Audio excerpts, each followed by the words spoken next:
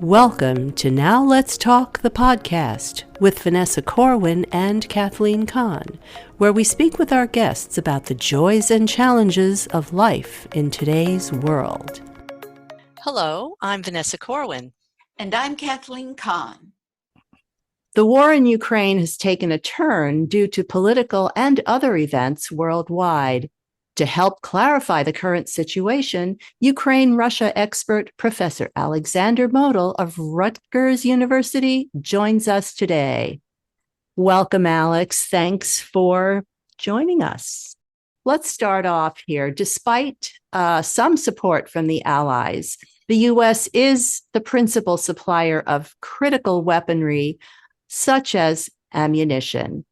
If the United States does not approve funding for Ukraine, what do you see as the eventual outcome? I mean, the U.S. Congress, actually led by the Republicans, appears to be siding with Russia by failing to approve this funding. Well, you're certainly right on that score. The Republicans in general, but the MAGA Republicans in particular, and then Mike Johnson, the Speaker of the House, in particular, so to speak. I mean, they're the ones who are holding up the vote on this particular bill. Everybody pretty much agrees that if there were to be a vote in the House, the bill would pass. So it ultimately comes down to Johnson, who, alas, is beholden to Donald Trump. So in the final analysis, this is all in the hands of Donald Trump. That said, the situation isn't quite as gloom as it's often presented in the press. Quite as gloomy, rather. Oh, how so? Well, on the one hand, Mike Johnson came out with a statement yesterday saying that he supports Ukraine and the Republicans are working on their version of the bill and so on and so forth. And the key difference in the bill seems to be, again, I haven't seen the draft, seems to be that rather than providing Ukraine with an outright grant, 90% of which goes back to the US, by the way, but that's besides the point. In the purchase of weapons, correct? Weapons, yeah. So instead of that, the Ukraine would presumably take out a loan from the U.S., possibly Lend-Lease would be revived. In other words, there'd be the expectation of some eventual payback. Now, will that happen? Who knows? Will the two committees, the Republicans and the Democrats in the Senate, then be able to iron out the differences in time? Or is this simply a procedural trick on the part of Mike Johnson to make him look good, but at the same time give the Republicans an opportunity to drag this out ad infinitum? Not inconceivable. Again, no one knows at this point, but that said, the fact that he's made this statement and that they are supposedly working on a bill is better than the alternative, which is what we had until now, namely no statement of support and no work on a bill. As you know, a number of Congress people are also working on collecting sufficient number of signatures to bypass the speaker.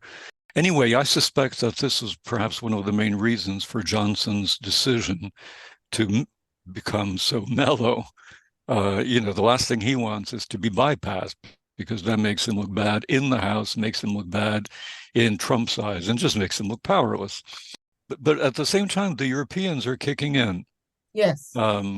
So there's talk of essentially taking all of the interests that as you know, Russia has something like 300 billion in frozen assets in the West. And there's now serious talk on the part of the US, but mostly in Europe, on taking the interest that's being produced by that money. And apparently it may come out to about 25 billion euros and give that to Ukraine, or in any case, enable Ukraine to borrow it or something along those lines. Would this be a last resort if, in the event that the U.S. does not approve the funding in spite of all these efforts? To some degree, both sides are playing a game of chicken. It's like, who will provide the money first? And that, too, isn't exactly terribly useful for Ukraine. But the conversation in Europe seems to have turned quite serious.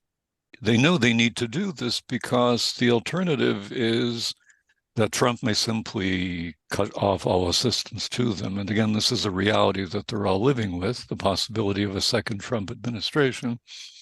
So this way they can protect Ukraine, protect themselves, do something useful, take the wind out of Trump's sails, or at least some of the wind out of the MAGA Republican sails. All of that is pretty good. Again, it hasn't yet resulted in anything concrete, but at least it's all pointing in the right direction. And most important, perhaps, is the fact that the Czechs have started an initiative to raise something like 800,000 to 1 million shells. And they seem to be pretty close to coming to that coming to fruition. Now, those won't be delivered tomorrow, but presumably within the next few months. So in that sense, what this means is Ukraine faces a critical 1 or 2 months, maybe 3, where let's work on worst case scenario. There is little to no assistance. They're essentially relying on their own forces, their own resources. If they can get over that hump, all should be well. So the question is, can they get over that hump? Thus far, the bottom line is, or at least the bottom line answer probably is yes.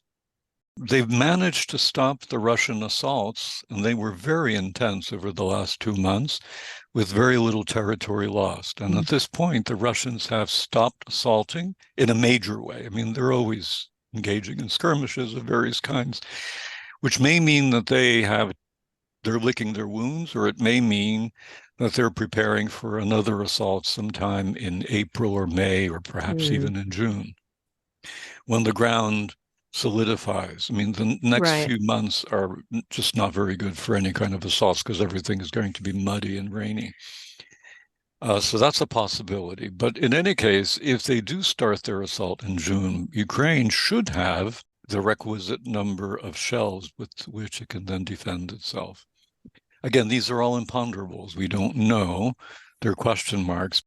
Well, what you're saying is, I have a kind of a two-part question here. The support among the European allies for Ukraine still seems to be very strong, but Ukraine was in the news constantly. But do you think the Israeli-Hamas war has lessened the United States' interest? Oh, absolutely. Yeah.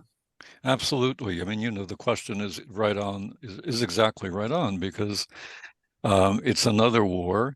It's a war that involves one of our key allies, Israel. And as you know, the United States has a commitment to support Israel's survival and security. So the fact that there's now a war that is already in its 6th month or 7th month and doesn't seem like it's going to end anytime soon, even if there is something like a ceasefire, even if there is something like an exchange of prisoners for hostages, clearly Hamas isn't going away, so the threat will always remain for a long time, if not for always. So, it's in the nature of policymakers and bureaucracies to be able to focus on one thing at a time. And Ukraine was the key focus for 2 years. And now it's sharing the focus, and sometimes it's lost the focus to the Israeli conflict with Hamas. So in a way, it's just a natural kind of diminishment of interest. But obviously, the war in Gaza has played a significant role in the US, but also in Europe. Indeed, indeed. Now, how about this recent capture of Avdiivka? Am I pronouncing that right? Avdiivka. Okay. How about the capture of Avdiivka? Very brilliant. How has that changed the war? Not really. Yeah. I mean, the Russians have been trying to capture Avdiivka for about 10 years because it was also in their sights back in 2014. And then they spent something like 10 months over the last year trying to capture it again. And then finally, it happened and they captured it. But within the last 1 or 2 months, when they made the big push, they lost something like 16 to 20,000 soldiers in the process. They turned the town, it's like a small city, big town. They turned it into rubble. So it's essentially of no use to anybody at this point. It's not as if it's a strategic victory of any kind. I mean, it's not as if it sits on oil deposits. or anything like that. Basically, it's just a few more square kilometers of rubble at an enormous cost, I learned that today, which is kind of funny, is the election day in Russia. And Putin has three opponents. What does this mean? What does it mean for the Russian people and the war in Ukraine? Obviously, Right. nothing's going to happen, but will they be killed immediately? You mean the opponents? Yeah. The opponents. Putin has always had opponents. Two of them are one of them is from the Communist Party, and it's basically a pro-Putin opposition, if one can call it that. It's not as if they basically agree with everything he says or does, except that they probably want to spend a little more on certain things that matter to communists. But they're a loyal opposition. They're not even opposition. They're a loyal quasi-opposition. The other party that's is campaigning is the so-called Liberal Democratic Party, founded by Vladimir Zhirinovsky. He was Russia's answer to Adolf Hitler until Putin came along. I mean, this is a fascist party. They don't hide it, other than the fact that they call themselves Liberal Democrats. So they too are loyal. If anything, they criticize Putin for being a little too soft in terms of the genocidal war. So they're okay. And then there's a third party. I forget the name, but the candidate is a man by the name of Dadenkov. He's young, and I've seen a number of his press conferences. He's actually come out against the war. Now, he doesn't say the war is a bad thing, it's a bad idea. He says we need peace, we need to get out of this as soon as possible. And it's been suggested by some that he's the real deal. And then it's been suggested by others who are obviously more cynical, namely that Putin is permitting this so as to create the illusion of a debate. When they go to vote, I mean, they actually go. Yeah. But what happens to those votes? I mean, do they just get thrown away because it doesn't mean anything? Well, there's the opposition, the Democratic opposition has a number of strategies. They say, at the very least, vote for anybody but Putin. So so if nothing else, to suggest that his share of the vote is smaller than he would like. Now, mind you, ultimately, the Central Election Commission in Russia, which decides these things, can simply decide that he got 99% anyway. So others say, you could destroy the ballot or mark it up or something like that. That's a possibility. So it could be ruined. And again, none of that is likely to make much of a difference, because in the final analysis, Putin can simply raise the numbers or lower the numbers any way he likes. But the most interesting thing, and this has been recently proposed by the Democratic opposition, is a so-called movement called Noon Against Putin. And what that entails is that everybody should come out at noon and just basically hang out around the electoral districts where the people are actually doing the voting. Again, technically it's legal. They wouldn't be shouting anything. They wouldn't necessarily be carrying any kind of banners or placards. But nevertheless, in as much as everybody would be there at the same time, they'd be sending a very clear message to Putin and to the regime that there is something like a critical mass of opposition. When Navalny was killed, that's what I was just going to ask you. Right. During his funeral, it's been estimated that up to 50,000 people showed up. Exactly. Now, and you can see the long, long lines of people, apparently extending for a couple of kilometers. Yes. And a month and a half ago, when the candidacies for the presidency were only just being announced, Putin did have a more or less bona fide opponent who was a genuine peacenik, a man by the name of Boris Nadezhdin.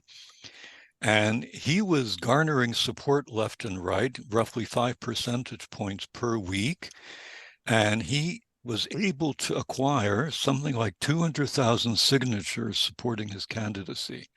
And his the places where you signed up for that. His places were the only ones that had very long lines of people waiting for hours to put their signatures onto these documents. Wow. No one else did. Unsurprisingly, the Russian Central Election Commission then said, well, a number of your signatures are false, therefore the whole thing is disqualified, and they threw him out. But the important thing is that 200,000 people, more or less, put their names onto these documents. So the election, despite the fact that it's meaningless in the sense that we know that Putin will win, it's quite potentially, possibly very interesting. It could lead to something. I just have to say this about Navalny.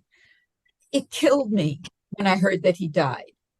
And they wouldn't even release the body for a while. His poor mother was begging for his body.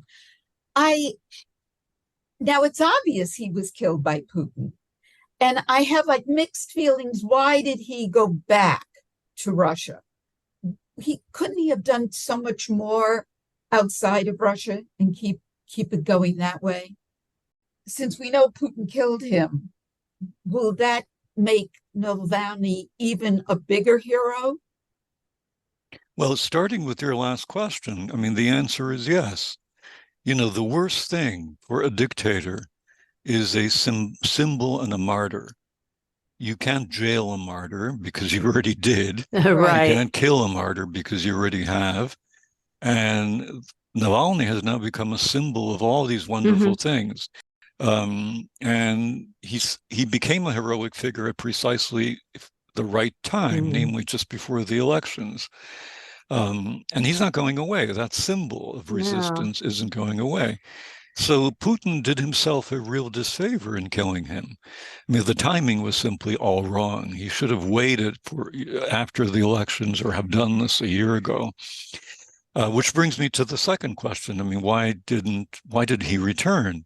I don't know the answer. The answers that I've heard from Russian analysts, and again, this may or may not be true, but it makes sense, is that he was expecting that his arrival at the airport would be greeted by thousands of supporters who would come out and who would then shield him and at the same time manifest their opposition to the regime.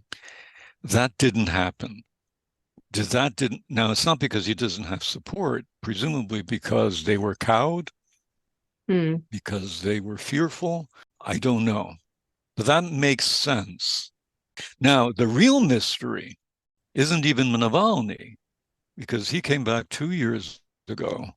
But a year later, after Navalny returned, the second most prominent Russian democratic oppositionist, Vladimir Kara-Murza, he's less well known, but he's equally democratic, indeed more democratic, arguably, than Navalny. He boarded a plane knowing that he'd be arrested, arrived in Moscow, was arrested, and is now in a penal colony. And that, again, mystifies me. You know, Navalny, he may have had certain expectations which proved wrong, but Kara-Murza was obviously going for martyrdom. And the fear amongst people nowadays is that having killed Navalny, will Putin stop? And, you know, given his track record, the answer is likely to be no. Kara-Murza could be next. There are a bunch of others. Speaking of the opposition, now, in your view, what are the chances of the opposition movement being successful going forward now? Because Navalny was such a powerful, charismatic leader. So there's a big void there to be filled. What are your thoughts on that? Well, remember, he was a powerful leader in jail. So there was, I mean, you know, so once every couple of months he would produce some statement, but he wasn't there he couldn't organize, he couldn't speechify, he couldn't meet, he couldn't take part in demonstrations. So his absence, in a way, I mean, it will be felt, but at the same time, his transformation into a martyr will actually strengthen the movement. Now, there's also the hope expressed by his wife that she will be able to step into his shoes. At the same time, she's not Navalny, so it'll take a bit of time for her to establish street creds with the opposition. On the other hand, she claims to be able, she says she wants to unite the opposition because they're fragmented, and she could pull it off. Now, the bottom line, though, is that the opposition isn't, it's not like they are actively involved in Russian politics. Probably 15, 20, maybe 25% of the population shares those views. My own guess is that the opposition, the Democrats, will be able to play a more significant role in Russian politics if and when Russia experiences a defeat in the war, and if and when Putin is either dead or killed or retires or leaves. And in both instances, there will be a power struggle of some kind. And it's only then that the Democrats will be able to insert themselves into that struggle and perhaps form a coalition or form an alternative. In any case, I think, because at this point, they're just too weak, too dispersed, too weak. But in those circumstances, they could conceivably be a player. Zelensky has invited Trump to visit Ukraine and see what the war is really like. And Trump, of course, did not go.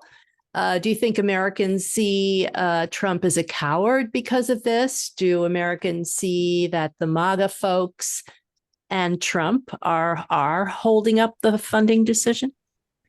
You mean Americans or Ukrainians? Well, Americans and Ukrainians. Let's go with yes, both. Well, the major concern regarding Trump, both in the U.S. amongst people who are critical of Trump, as well as amongst many Ukrainians, is of course the fact that he's been playing this negative role vis-a-vis funding. That's the major concern. The fact that he did or did not come to Ukraine is something that elites would talk about, talking heads like you and me, right? This is a concern to us. I think most Americans, they may have heard about this, but it's sort of sort of came in one ear and went out the other. Ukrainians are, again, for them, based on the blogs I read, the conversations I have, the interviews and so on, it's my impression that they were aware of this. They were critical that he didn't come. They laughed at him for not coming. But again, their major concern is the assistance, the $60 billion that are currently in abeyance as a result of Trump. Recently, Trump met with Prime Minister Viktor Orban of Hungary. What did you think of this meeting? Well, the meeting is scandalous. For one thing, for Orban to come to the United States and meet with Joe Biden's opponent is at best diplomatic bad taste. You're not supposed to do that kind of stuff. If he met with everybody, including Biden, that's fair enough. But you don't do these sorts of things, not if you're a serious policymaker. So that just suggests that Orban is, well, exactly what he is, sort of a tin pot dictator. Yeah. That said, he did meet with Putin. Well, he has met with Putin, of course, but he did meet with Trump. And the major news item from that meeting was that he said that Trump told him explicitly that if and when he becomes president, he won't give Ukraine a cent. Afterwards, Trump affirmed that, Orban was right. So not only is this a diplomatic faux pas, it turns out to be a very real bad signal for Ukraine. If Trump gets elected, then a lot of things will have to be reconsidered and rethought. Indeed. Another meeting recently was Tucker Carlson's interview with Trump, where both of them believe that Putin is just great So do you think that these folks are in the minority in the US? I think the answer is yes, but it's a very large minority. Yes. Essentially, we're talking about, 1/3 of the population, the people who support Trump unconditionally and who have a soft spot for Putin, including people like Tucker Carlson. Who probably will be Trump's vice president. And yes, again, I've heard rumors to that effect. And again, What a team. That sounds like the punchline to a really bad joke. But unfortunately, you're quite right. The bad news is it's probably about a third. The good news is that 2/3 probably disagree. And now we'll just have to see what happens in November. Speaking of interviews, though, I mean, the Tucker Carlson interviews with Putin was one of these landmark disasters, both for Carlson and for Putin. Tell us about it. Well, as you may recall, I mean, Carlson begins the interview with a statement, something to the effect of, "Are you really fearful that the United States will attack?" Something along those lines. And that was a perfect opening salvo. All Putin had to do was say, "Yes, we are, for the following reasons," or "No, we're not, because everybody loves us." And it's a no-brainer. It's like he was lobbed a ball. Totally. And instead, he starts his narrative in 862 AD. Yeah. with Vikings, and just drones on for 30 minutes. And at the same time, it was clear from watching Carlson's face that he was completely bamboozled. He had no idea what's going on, had no idea who these people were, what these events were. And at the same time, Putin just drones on and on. I believe Putin was quoted as saying, commenting on the interview, that Carlson didn't ask him any tough questions. Right. Well, he did. Later on, they were semi-tough. Yeah, I mean, there were a couple which would have required serious answers, but Putin evaded them all. Or at least he responded in a standard propaganda style. Putin, in any case, he had an ideal opportunity. I mean, here he's got a 2-hour interview with one of the leading TV personalities in the United States. He could have addressed the American people. And instead, he embarks on a 30-minute history lesson. And I have no doubt that whichever Americans, even from the MAGA Republican side, who turned on their TVs to listen, turned them off within about 30 seconds. I mean, this is absurd. Yeah. Anyway, it was painful for me. Yeah. And I get paid to do this. Right. As we were editing this interview, on March 22nd, ISIS terrorists took responsibility for their attack on a popular entertainment venue outside of Moscow, killing over 130 and wounding more than 100. Putin said the attack was, quote, "an attempt to destabilize the Russian society," end quote, and accused Ukraine of being complicit in this attack. So, Alex, thank you so much for returning. Now, weeks before the attack, Russia was warned by the US and others that an attack was likely. Do you think the Russian intelligence agencies deliberately chose to ignore the warnings of the attack? And if so, why? Well, the bottom line is that we don't know. So it's a question of speculating. So it's perfectly possible that this was a very serious and embarrassing intelligence failure. We have to keep in mind that most of Russia is dysfunctional, and as efficient as the FSB, the security service, can be on occasion, especially when it's going after gays and liberals and Democrats. There, it does a fabulous job. But there's no reason to think that its efficiency applies equally to everything that it does.